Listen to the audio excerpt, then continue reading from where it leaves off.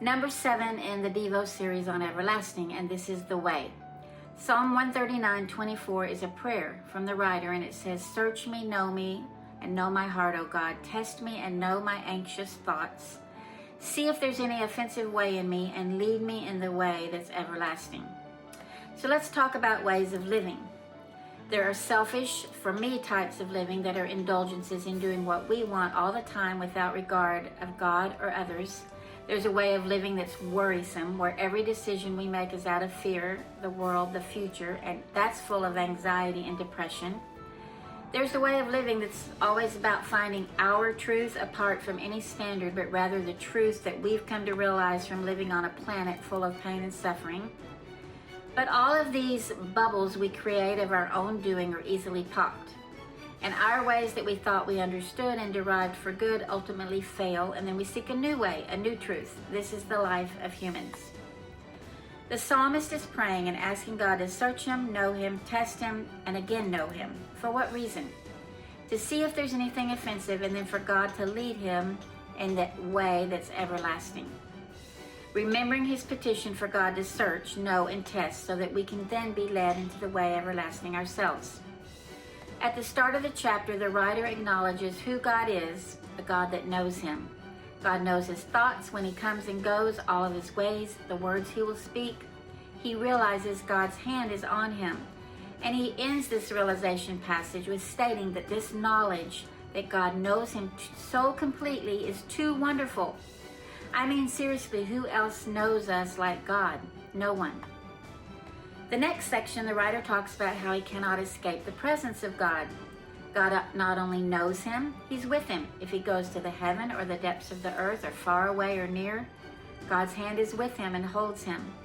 And even in the darkest places, they're not dark to God, because God is light. He knows us and he's with us. Now remember, we're leading up to the petition for God to lead us in the way everlasting. We now come to the part where the writer realizes that God created him, and it's a wonderful thing how God knows him, and he's with him, and there's no secret place where God cannot find him. Before he was ever placed on the earth, God's thoughts were of him. In fact, God's thoughts would outnumber the grains of sand. They're so not countable in the least.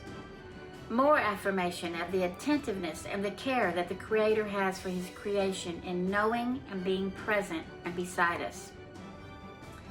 And now the last passage with the verse that we started out with. He begs God to slay the wicked, the bloodthirsty, the evil, and all the enemies, because there's so many that taunt all of us, cause us harm in this world, whisper lies about who God is, and pull at our heartstrings to discount the truth of who God is.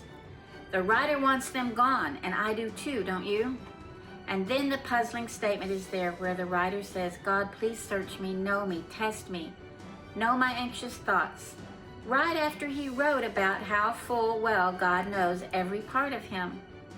He asked God to see if there's any offensive way and to lead him in the way everlasting. It's interesting that the very things we know about God, that he knows us, he's with us, he created us, and has nothing but infinite thoughts toward us, is tested every single day with anxiety and fear that what we know might not be actually true. And when we give into those thoughts that contradict the truth of who God is, we veer off the path into a ditch. I want the way everlasting too, and it seems to require a humble heart that reminds itself over and over again of who God is, a heart that realizes it needs God's mercy and guidance to calm our anxious hearts, because our anxious hearts daily pull us away from that truth. So search us all, God, and lead us in the way everlasting that is without offense of questioning just who he is, but instead rest in the wonderful knowledge that he is the I am forever and ever. So be it. Amen.